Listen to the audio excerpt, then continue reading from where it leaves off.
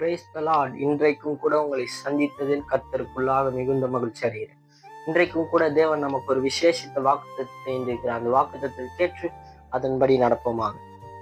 நான் உனக்கு முன்னே போய் கோணலானவைகளை செவ்வையாக்குவேன் என்று கர்த்தர் என்று உங்களுக்கு சொல்லுகிறார்.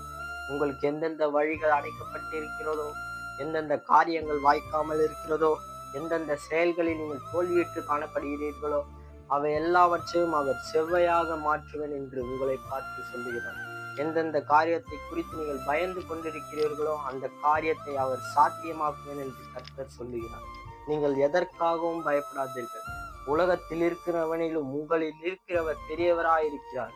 அவர் உங்களை சுற்றி அக்கினிமதியிலாயிருக்கிறார் என்று கர்த்தர் இன்று உங்களை பார்த்து சொல்லுகிறார்.